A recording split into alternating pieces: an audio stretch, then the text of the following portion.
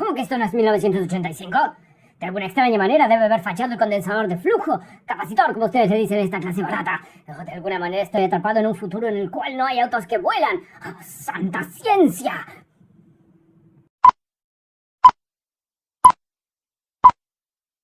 Buenas tardes, buenas noches, buenos días, dependiendo del momento en que me estén mirando. Yo soy Damián Gulich y este es un nuevo encuentro de física. Comenzamos lo que sería la segunda temporada, es decir, el módulo 2 de los encuentros de física, y en esta ocasión vamos a hablar sobre circuitos de corriente transitoria. ¿Cuál va a ser la materia prima con la que vamos a trabajar hoy?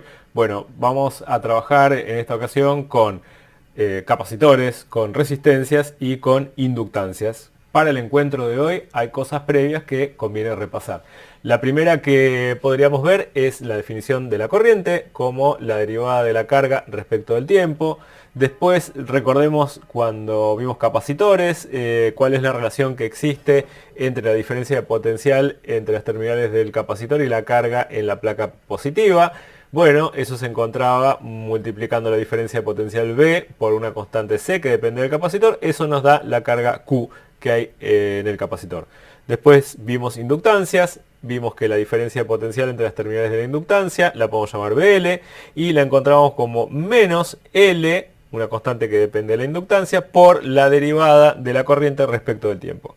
Y yendo más atrás, cuando vimos reglas de Kirchhoff, la regla de las mallas, esto es una manera de decir que la suma en un circuito cerrado de las diferencias de potenciales que nos encontremos, eso va a dar 0.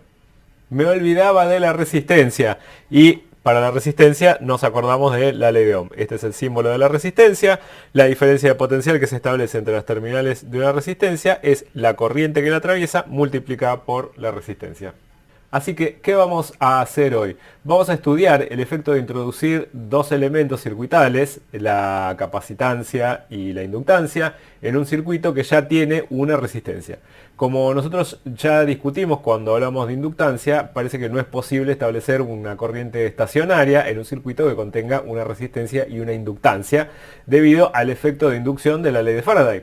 Entonces vamos a respaldar esta intuición con la resolución de circuitos en serie que contengan distintas combinaciones, como por ejemplo una resistencia y un capacitor, una resistencia y una inductancia y un capacitor.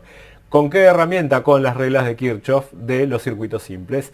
Y para poder mejor entender estos fenómenos vamos a analizar cada uno por separado. Así que el primer ejemplo que vamos a considerar es el de la descarga de un capacitor. Una combinación de un capacitor cargado que se va a poner en contacto con una resistencia y se va a descargar. Entonces comenzamos con un circuito que está abierto. De un lado tenemos un capacitor que está inicialmente cargado. La carga de la placa positiva es una cierta magnitud Q0. A eso lo voy a llamar como la carga en el momento inicial. A t igual a 0 segundos va a ser Q0. Del otro lado vamos a tener una resistencia y si nosotros cerramos este circuito, muy rápidamente se va a establecer una cierta corriente en esta dirección. Y a esa corriente la vamos a llamar I. Y esta corriente va a ser una función del tiempo. Ahora lo vamos a razonar bien, pero esto al principio va a haber mucha corriente y a lo largo del tiempo esa corriente va a decrecer porque vamos a llegar a un momento en el cual se haya descargado completamente el capacitor. Apliquemos ahora como arma para este circuito la regla de las mallas. Esto está funcionando. Va a haber una cierta corriente, va a haber una cierta carga en el capacitor y veamos qué es lo que nos dice la ley de las mallas. Bueno, por ejemplo, consideremos un recorrido en este sentido y vamos a tener, por ejemplo, la diferencia de potencial entre las terminales del capacitor, B sub C. Esto va a ser una función del tiempo. Después, si tenemos una corriente que está circulando de esta manera, entonces esta terminal, este lado de la resistencia está a mayor potencial que este otro lado. Por lo tanto, vamos a tener que poner menos I por R, y si volvemos al punto inicial, esto me va a dar 0. Entonces, ahora lo que sigue es razonar en términos de lo que nosotros conocemos, cuánto vale cada uno de estos términos. Por ejemplo, la diferencia de potencial entre las terminales del capacitor y la corriente que está circulando en el sistema. Entonces, vamos a decir que el sistema está en algún estado funcionando. Y veamos cómo es, por ejemplo, la diferencia de potencial de las terminales del capacitor? Bueno, esto, por lo que sabemos de los capacitores, es la carga que sea que tenga en ese momento, digamos que es una cierta carga Q, dividido C. Inicialmente a tiempo igual a 0 segundos, yo voy a tener en esta placa una cierta cantidad Q0. Cuando cierro el circuito, comienza el cronómetro y las cargas empiezan a moverse hasta que la carga en la chapa positiva y la chapa negativa termina siendo netamente 0. ¿Eso qué quiere decir? Que yo comienzo con un cierto valor Q0 y eso va decreciendo en el tiempo. Entonces, que esté decreciendo en el tiempo me está diciendo el signo de su derivada. Es decir, que dQ respecto del tiempo, la tasa de cambio de la carga en la chapa positiva del capacitor respecto del tiempo, esto tiene un signo negativo. Y por lo tanto, para convertirlo en la corriente que yo estoy viendo que circula en el circuito, voy a tener que poner un signo negativo. De vuelta, ¿por qué? Porque esto tiene signo negativo. Para convertirlo en el signo positivo que tiene la corriente, tengo que poner un menos. Y ahora ponemos esta información en donde, en la regla de las mallas. Así que me va a quedar donde dice menos y por R va a ser menos por menos de Q de T por R. Así que se va a convertir en un más, pongamos el R adelante, de Q respecto del tiempo, todo esto igual a 0. Y ahora esto se convierte en una adivinanza, donde la pregunta es la siguiente: ¿cuál es la función Q minúscula de T que satisface esta igualdad? Sujeto a que cuando T es igual a 0 segundos, esta función Q me tiene que dar esta Q mayúscula 0 que está acá. ¿Cómo se llama esto? Se llama una ecuación diferencial. ¿Y cómo se resuelve esta ecuación diferencial? Bueno, en este caso es relativamente sencillo. ¿Cómo podemos hacer? Bueno, la idea es separar las cosas que son de Q de un lado con las cosas que son del tiempo del otro lado. Entonces, por ejemplo, lo que podríamos hacer es pasar este término que está sumando acá para este otro lado restando. Así que podemos poner menos Q sobre C. Y de este lado lo borramos y ahora podemos empezar a manipular las cosas y podemos poner, por ejemplo, hacer que me quede dQ sobre Q va a ser igual a menos, ¿qué cosa? 1 sobre R por C de T. Y ahora esto quedó separado y lo podemos integrar. En donde a ambos lados, por ejemplo, integramos de este lado e integramos de este lado, porque fíjense que 1 sobre RC es una constante. Podemos integrar acá también. Y entonces, ¿entre dónde y dónde se van a integrar estas cosas? Bueno, la carga Q se integra desde su valor inicial, que es Q0 mayúscula, y un cierto valor Q que tenga en algún momento T, y el tiempo se está integrando entre 0 y T. Bueno, de este lado y de este lado vamos a tener los resultados. ¿Y cuáles van a ser esos resultados? Bueno, de este lado va a ser el logaritmo natural de Q. ¿Evaluado entre dónde? Entre Q0 mayúscula y Q. Y de este lado va menos 1 sobre RC. ¿Por qué? Multiplicado por el tiempo, sencillamente. Del lado izquierdo, ¿qué voy a tener? Voy a tener logaritmo natural de Q menos logaritmo natural de Q0. Propiedad de los logaritmos, esto es logaritmo natural de Q sobre Q0 mayúscula, es igual a menos 1 sobre RC por el tiempo. Muy bien, y ahora ¿cómo podemos despejar la Q minúscula? Que esta es la función que a nosotros nos interesa. Bueno, elevando, exponenciando todo esto. Bueno, entonces de este lado, si yo exponencio, pongámosle llaves a esto, hagamos E a la esto y E a la esto. Entonces de este lado se va a cancelar el logaritmo, me va a quedar Q sobre Q0. De este lado me va a quedar E a la menos T sobre RC. Y finalmente yo voy a poder pasar multiplicando este Q0 para este lado, de donde finalmente Q de T es igual a Q0 multiplicado por E a la menos T sobre RC. Este valor, R multiplicado por C, tiene un nombre especial. Al producto RC se lo llama tau y es un tiempo característico del sistema. Con esta solución ya tenemos respondido nuestro problema. ¿Cómo es la carga en función del tiempo? Bueno, una cierta constante Q0, que es la carga inicial que tenía el capacitor, por E a la menos T sobre tau, donde tau tiene unidades de segundos y es el producto de la resistencia multiplicada por la capacidad. Ohms por faradios les va a dar unidades de segundos. ¿Qué características tiene este tiempo tau? Bueno, que cuando el tiempo es exactamente tau, fíjense que me queda tau dividido tau, me da E a la menos 1, así que este momento marca el instante en el cual la carga es igual a Q0 dividido E. Desde luego, cuando el tiempo es igual a 0, tenemos la carga Q0. A medida que transcurre el tiempo, nos vamos aproximando hacia el 0. Y con esto uno puede calcular, por ejemplo, la corriente. La corriente la pueden tomar como la derivada de Q respecto de T con un signo menos, o si quieren, más fácil con barras de valor absoluto también les va a salir. Y también, si se acuerdan que C por B es igual a Q, entonces la diferencia potencial de las terminales del capacitor la pueden encontrar como Q dividido C, y les dejo a ustedes para que encuentren esas dos funciones. Acá tenemos ilustrado cómo es la corriente en función del tiempo. Chequeen por favor eso. Ahora supongamos que tenemos un capacitor completamente descargado y vamos a hacer el proceso inverso, es decir, vamos a cargarlo. Entonces tenemos nuestro capacitor de capacidad C que está conectado a una resistencia. Hay en juego también de este lado una fuente de valor E. Y lo único que falta es cerrar esta llave. ¿Qué sabemos? Bueno, que al tiempo igual a 0, que es cuando cerremos esta llave, la carga en el capacitor inicialmente, si está descargado, esa carga va a ser 0. Lo expresamos de esta manera. Y al cerrar esta llave, a tiempo igual a 0, se va a establecer una corriente. Fíjense cómo está puesta esta batería. Bueno, la corriente que se va a establecer va a ser de esta manera. Y esta corriente la vamos a llamar I.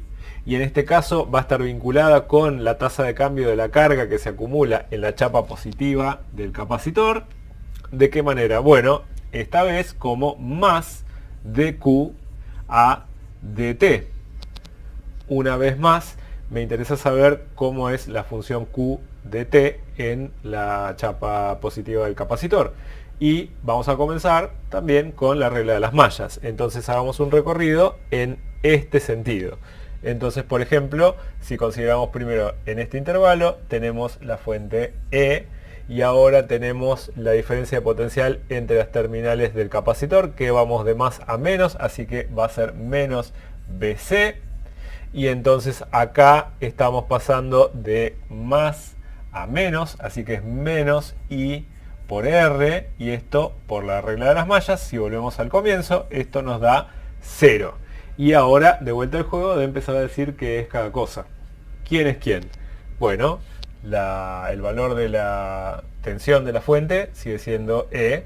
Ahora, BC, en términos de Q, es Q sobre C. Esto ya lo sabíamos. Después, lo que sabemos sobre la corriente. Esto es menos R por dQ dt, y todo esto da 0.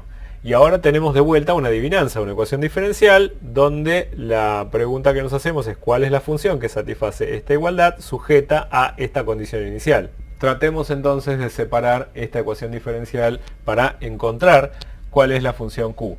Bueno, miremos lo siguiente. De este lado podemos hacer la suma de estas fracciones. Bueno, E por C menos Q sobre C.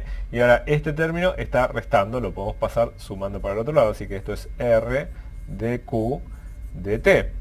Y ahora lo que podríamos hacer es lo siguiente. Bueno, ahora yo tengo esto de este lado y lo que quiero es algo análogo, dejar dQ sobre Q o lo más parecido que se pueda de un lado y lo que es de dt del otro lado. En esta configuración sí se puede, fíjense, podemos hacer este diferencial de t, pasarlo para el otro lado, dt.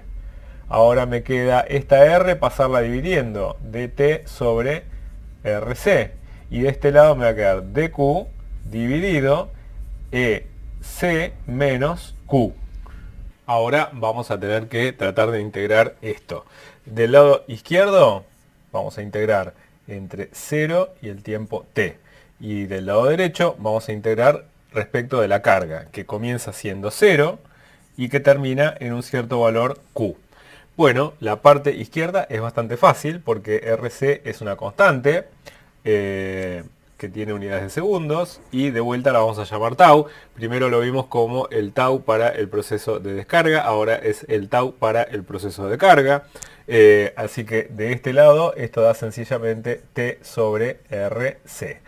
Del lado derecho, bueno, del lado derecho lo que conviene es hacer una sustitución. Acá lo que vamos a decir es que U es igual a EC menos Q, de manera tal que el diferencial de U es menos el diferencial de Q, que es lo mismo que decir que donde dice de Q pongamos menos de U.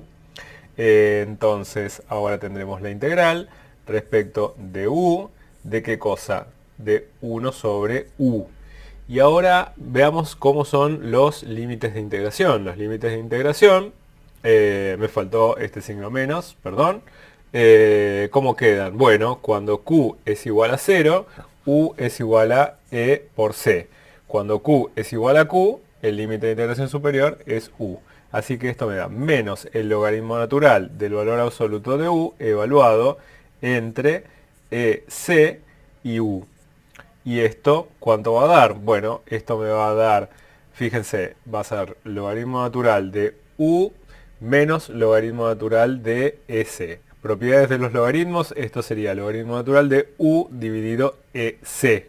Pero tengo un signo menos, así que eso me va a invertir todo, así que esto va a ser logaritmo natural de EC sobre U.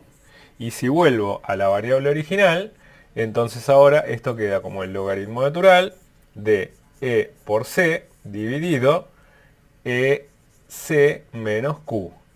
De vuelta, lo que yo quiero despejar es Q, porque esta es la función que a mí me interesa. Así que vamos a hacer la misma historia que antes. Ponemos esto entre llaves y hacemos la exponencial. La exponencial de este lado es E a la T sobre RC. Y de este lado me queda E por C dividido E por C menos Q. Ahora, este término que yo tengo acá, EC menos Q, lo podemos pasar multiplicando para la izquierda. Así que podemos poner EC menos Q, EC menos Q. Y ahora esta exponencial la podemos llevar para este otro lado, como, bueno, si está multiplicado pasa dividiendo, que en términos de exponenciales es lo mismo que decir por E a la menos T sobre RC. Y ahora ya no está más acá. Y ahora ya casi lo tenemos. Podemos pasar esta Q que está restando acá, sumando para acá. Y este EC por E a la menos T sobre RC, pasarlo restando para acá. Así que de este lado me va a quedar Q. Y de este lado me va a quedar EC, factor común de 1 menos E a la menos T sobre RC. Y esta es la función Q de T que estábamos buscando. Propiedades de la solución que acabamos de encontrar. Q de T es E por C, E es el valor de la fuente, C es la capacitancia. Este valor da en coulombs. Esta es la carga máxima que va a tener. Esto está multiplicado por 1 menos E a la menos T sobre tau, donde tau es RC. Este es el tau para el proceso de carga. Y bueno, esto tiene una forma de una curva que va saturando exponencialmente hasta un valor Q máximo. Este valor tau es importante porque sucede cuando esta función, fíjense que cuando el tiempo es tau, la exponencial queda a la menos 1, así que esto sencillamente es 1 menos E a la menos 1 multiplicado por la carga máxima, así que este es un tiempo característico del proceso de carga. ¿Algún comentario respecto de estas soluciones que acabamos de encontrar? Tanto para el proceso de descarga, que fue el primero que vimos, como para el proceso de carga, que fue el segundo que vimos. Las constantes de tiempo no necesariamente van a ser las mismas si no son las mismas resistencias que tiene el capacitor en su rama. ¿Qué quiero decir?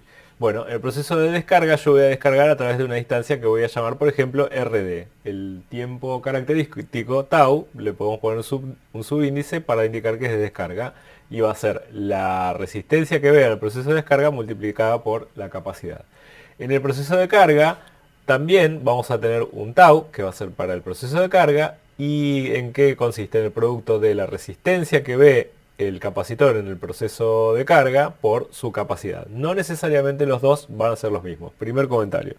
Segundo comentario, las formas de las cargas en función del tiempo son estas dos. En el caso del proceso de descarga yo tengo un decaimiento exponencial que comienza con un valor Q0. En el caso del proceso de carga yo tengo un proceso de saturación exponencial que llega hasta un cierto valor que va a ser la carga máxima, va a ser E por C. Bien, y en los dos casos podemos encontrar las corrientes. En el proceso de descarga, si yo sé Q de T, y me acuerdo que la corriente es menos de Q de T en este caso, encuentro que la corriente es también una función exponencial decreciente del tiempo, que tiene un valor inicial Q0 sobre R por C, donde R es la resistencia que ve en la descarga. A todo esto lo puedo llamar I0, multiplicado por esta exponencial que decrece en el tiempo. Y este es el perfil que tiene la corriente en función del tiempo. Ahora, para el proceso de carga también tenemos un decaimiento exponencial de la corriente. ¿Por qué? Porque si conozco Q de T, hago la derivada de Q de T. Fíjense que, bueno, el primer término va a ser 0 al derivar. El segundo término tiene S por la derivada de esto, que va a sacar un menos 1 sobre tau C, que se va a cancelar con este menos, así que va a quedar S sobre RC por C, las C se van a cancelar, así que me va a quedar E sobre RC, esto tiene unidades de ampere, así que esta es una corriente inicial por esta exponencial que decrece en el tiempo. Y este es el perfil, hay una corriente inicial que es E sobre RC, y luego la corriente decae en el tiempo. Entonces lo que me interesa, como último comentario, de este comportamiento, en particular este, es el siguiente. ¿Cómo es el comportamiento equivalente de un capacitor en función del tiempo? Y entonces uno puede hacerse, cuando trabaja con circuitos, y quiere ver cómo es el comportamiento cuando uno lo enchufa a esto y cómo es el comportamiento cuando ha pasado muchísimo tiempo, es el régimen estacionario, digamos, ¿sí? Así que esto se puede poner informalmente de dos maneras. Por ejemplo, cuando t tiende a 0 más, es decir, cuando estoy en el momento en el cual yo recién enchufé esto, fíjense que está al lado del proceso de carga, olvídense de la descarga. Y también puedo mirarlo cuando el tiempo es el infinito, ¿sí? Y prestar atención a cómo son las corrientes. Fíjense que si yo me fijo en el tiempo inicial de esta función, bueno, cuando t es igual a 0, esto me da 1. Así que esto sencillamente me está dando la corriente que circularía por el circuito si es que no hubiera nada en el lugar del capacitor. Es E sobre RC. Es como si no hubiera nada. Es decir, cuando el tiempo es el inicial, cuando uno pone un capacitor en un proceso de carga, ¿cómo se comporta el capacitor? Se comporta como si fuera un cable. Así que uno podría, en un circuito, si me preguntan, en el tiempo inicial, cuando se enchufa todo, ¿cómo se comporta la rama donde hay un capacitor? Bueno, se comporta como un cable. ¿Cuándo se está enchufando? Solamente. Y cuando pasó mucho tiempo, fíjense que la corriente pasa a 0. Así que cuando pasó muchísimo tiempo, ¿qué significa? Que el capacitor se comporta como si uno tuviera una llave abierta, y entonces uno puede hacer que cuando pasó mucho tiempo poner una llave que está abierta. No significa que no haya diferencia de potencial entre las terminales de ese tramo, pero bueno, me interesa que quede este comportamiento guardado. Ahora un juego similar, pero vamos a considerar una inductancia y una resistencia. ¿En qué condiciones? Bueno, en las condiciones de establecer una corriente estacionaria.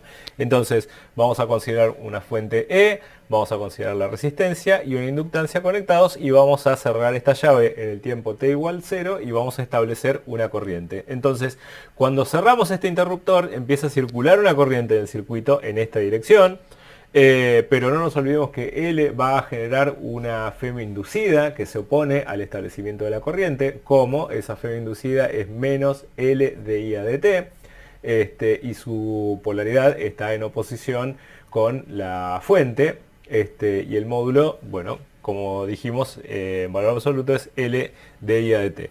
Así que inicialmente en L la corriente a tiempo 0 es 0. Esa es la condición inicial, y aplicamos la ley de las mallas. Entonces tenemos, si circulamos de esta manera, Bueno, vamos a tener E menos I por R menos B sub L, y ahí volvemos a empezar, y por lo tanto todo eso sumado da 0. Si escribimos todo en términos de las cosas que sabemos, bueno, vamos a tener E menos I por R menos L de IA de t igual a 0, que es una ecuación diferencial muy parecida a la que acabamos de ver y que es integrable, y a la que le tenemos que imponer ¿qué condición? Bueno, que la corriente a tiempo t igual a 0 segundos da 0. ¿Cómo es la solución a esta ecuación diferencial? De esta forma. Y en función del tiempo es una cierta corriente máxima por 1 menos e a la menos t sobre tau L, donde tau L va a ser un tiempo característico para este sistema, que su valor es L dividido R. Fíjense que van a ser henrys dividido ohms. Esto también tiene unidades de segundos y también es una magnitud importante para este sistema. Y la corriente máxima que se establece es E sobre R. ¿Sí? El momento tau de vuelta marca el momento en el cual la corriente máxima es, la corriente es la corriente máxima por 1 menos 1 sobre E, que es del orden de 0,63 veces la corriente máxima. El aspecto de esto es de vuelta una gráfica de saturación que comienza en 0 y termina en E sobre R, y entonces acá también vale el mismo análisis de tiempos para un circuito que tiene una inductancia. Podemos dibujar la inductancia y a qué equivale en distintos momentos de la vida de un circuito. Bueno, cuando t es igual a 0 más, es decir, que nos aproximamos al tiempo inicial, y cuando el tiempo es muy grande, es decir, yo enchufo este sistema y espero un tiempo muy largo y lo vuelvo a mirar y vemos cómo es el tramo en el cual hay una inductancia puesta. Bueno, fíjense, en términos de corriente, ¿cuánto da esta corriente al principio de todo? Cuando t es igual a 0, bueno, esto me da 0. Así que cuando t es igual a 0, una inductancia se comporta como si hubiera una llave abierta, como si estuviera interrumpido. ¿Por cuánto tiempo? Infinitesimalmente, por menos de lo que dura una mirada. Y después la corriente empieza a saturar hasta un cierto valor. Y cuando el tiempo es lo suficientemente grande, entonces fíjense que el valor al que satura es como si no hubiera absolutamente nada más que un cable, porque en el fondo una inductancia es un cable enrollado. Así que para un tiempo lo suficientemente grande, el comportamiento de la inductancia es como si fuera un cable. Y esto es muy útil para resolver rápidamente varios ejercicios que pueden llegar a ver en la práctica. Es hora de hacer algunas consideraciones energéticas. Cuando establecemos una corriente en un circuito que tiene una inductancia y que tiene una resistencia, hay una parte de la energía que damos con la batería que se transforma en energía interna en la resistencia. Eso es por efecto Joule. Y la otra parte se almacena en el campo magnético que está adentro de la inductancia. Así que primero podemos partir de la ecuación diferencial que hicimos con la ley de las mallas para el caso del establecimiento de una corriente cuando uno tenía una inductancia y una resistencia conectadas a una fuente. Esta es esa misma ecuación diferencial. Siguiente paso que podríamos hacer es multiplicar todo por la corriente que está circulando. ¿Para qué? Para empezar a trabajar en términos de potencia. Entonces fíjense, si multiplico todos los términos por la corriente, tengo, bueno, el primer término es E por I, es la potencia que da la batería. Y los otros términos los podemos pasar para el lado de la derecha. Entonces me va a quedar I cuadrado por R más LI por DI a dt. Y ahora vamos a comparar uno a uno estos dos términos que tenemos acá. El primero es I cuadrado por R, es la potencia que se consume por efecto Joule. Y ahora tenemos este otro término, L por I por DI a dt, que lo vamos a llamar dV dt. ¿Qué es esto? Bueno, es el ritmo de almacenamiento de energía magnética en ¿dónde? En el solenoide. ¿Cómo llego a esta identificación? Bueno, porque todos los otros términos que ya conozco están escritos como energía por unidad de tiempo, es decir, como potencia. Por lo tanto, si yo defino dV dt como L de I a dt, yo puedo encontrar cuánto es esta magnitud V, como integrando, ¿qué cosa? El diferencial de V. Por lo tanto, fíjense, yo puedo pasar este diferencial de t para acá, se cancela con este de acá, así que yo voy a integrar entre 0 y la corriente final la parte de LI por diferencial de I, así que esta integral es muy sencilla porque esto me da 1/2 de LI cuadrado, esto está evaluado entre 0 y la corriente final, así que el resultado al fin y al cabo es 1/2 de LI final al cuadrado. Y este es el resultado que vimos sin haberlo demostrado cuando discutimos cosas de la ley de Faraday-Lenz.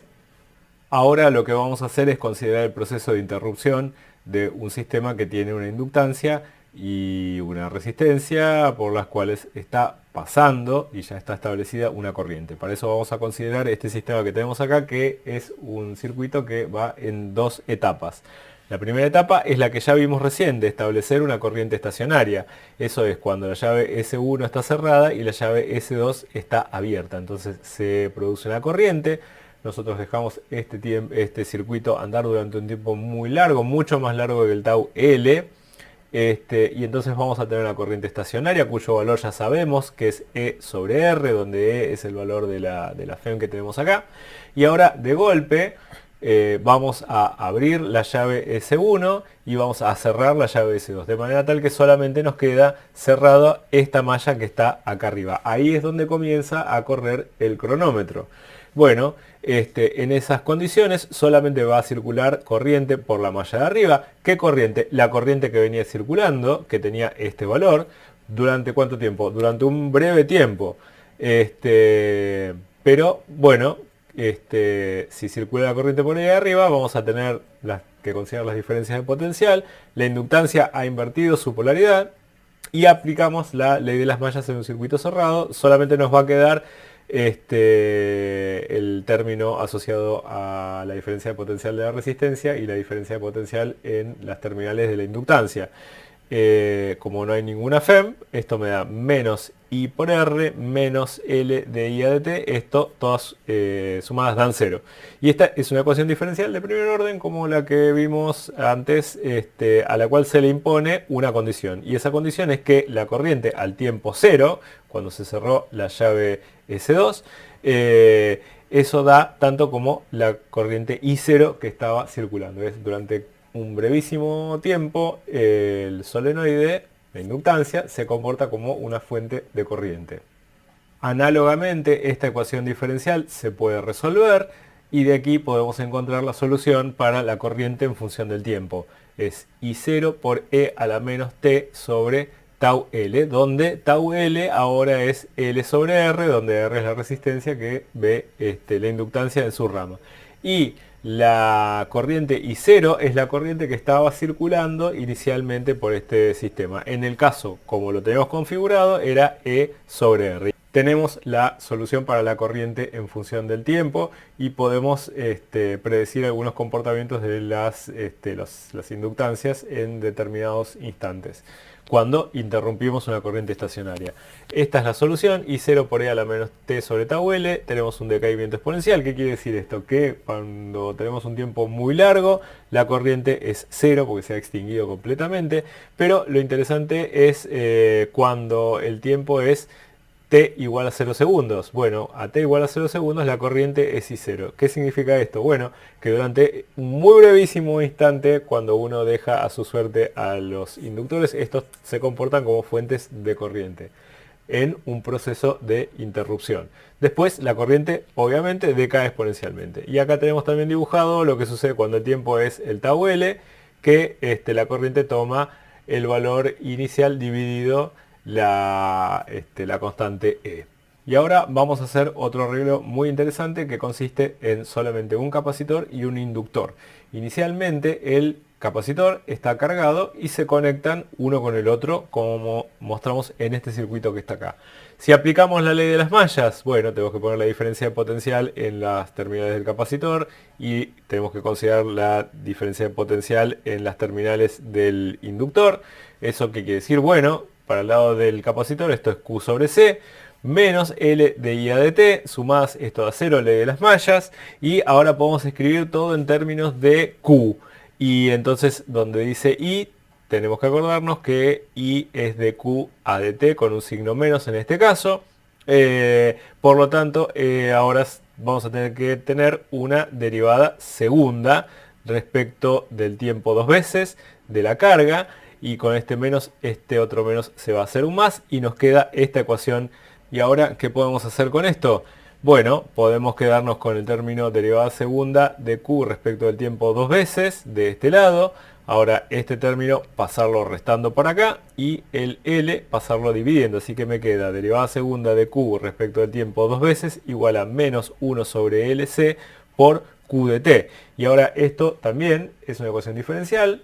Entiéndalo en términos de una adivinanza. La pregunta es cuál es la función que derivada respecto del tiempo dos veces me va a dar menos una constante por la función misma. A esta ecuación ustedes ya la deben conocer de física 1 porque es exactamente la misma forma de la ecuación del oscilador armónico. Entonces podemos proponer que la solución en este caso puede ser, por ejemplo, una cierta constante Q0 por un coseno de omega t más delta, donde omega es 2pi sobre t, donde t es el período, y en este caso, fíjense que va a ser 1 sobre la raíz cuadrada de L multiplicado por c, donde delta puede ser alguna fase inicial. Ustedes si quieren pueden asumir que es 0 si es que tienen que ajustar algún problema particular.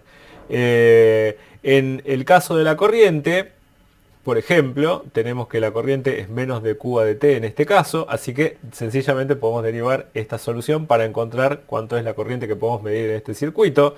Bueno, la corriente en este caso queda de la forma omega por Q0 por el seno de omega t más delta si conservamos esta información de la fase inicial. Bueno, acá les mostramos el ciclo de los campos que se establecen en el régimen del oscilador electromagnético. Por ejemplo, comenzamos con el capacitor completamente cargado, no hay ninguna corriente, empieza a descargarse el capacitor con una corriente de esta dirección, eso empieza a establecer un campo magnético en la inductancia hasta que el capacitor está completamente descargado, pero en ese momento el campo magnético es máximo en el inductor y ahora esa corriente sigue circulando y empieza a formarse un campo eléctrico, pero ahora apuntando para el otro lado porque se ha invertido la polaridad del capacitor. Y finalmente se carga completamente el capacitor y el ciclo se repite pero con la corriente circulando para el otro lado. Y este régimen es oscilatorio y si no hay ninguna resistencia es permanente. Desde luego los circuitos verdaderos siempre tienen alguna resistencia, así que lo que va a suceder es un fenómeno que se llama de oscilaciones amortiguadas. Bueno, ahora conviene recordar las cuestiones energéticas. ¿Por qué? Porque para la energía eléctrica almacenada en un capacitor sabemos que es Q cuadrado sobre 12, esto que tenemos acá. Y como ahora sabemos cómo es la forma funcional de Q en función del tiempo, podemos reemplazarlo donde dice Q. Así que en este caso va a quedar Q0 cuadrado sobre 12 por el coseno cuadrado de omega t más delta. Eso es en términos de la energía eléctrica que se almacena adentro del capacitor. Y también sabemos cómo es la energía magnética que se almacena adentro del inductor. Eso es un medio de Li cuadrado, lo derivamos formalmente hace un rato. Y si reemplazamos por la forma que tiene la corriente, en este caso particular, vamos a llegar a esta forma. L por omega Q0 al cuadrado sobre 2 por el seno cuadrado de omega t más delta. Por lo tanto, la energía electrostática en el capacitor y la energía magnética en la bobina también están oscilando, son esas barras que se veían en el gráfico de hace un rato, pero este aquí que la suma de las dos permanece constante, porque esa es la energía total que existe guardada en el sistema. Así que entonces vale repasar la figura anterior en términos de la energía eléctrica y la energía magnética. En este caso, el máximo es de energía eléctrica y energía magnética no hay nada. Finalmente esto va evolucionando hasta que no quedó nada de energía eléctrica y todo se convirtió en energía magnética. La suma de las dos siempre va a dar igual. Y luego se repite el ciclo, empieza a bajar la energía magnética y aumenta la eléctrica y luego vuelve a bajar la eléctrica y empieza a aumentar la magnética y el ciclo se continúa. Pero la suma de las dos siempre tiene que dar constante.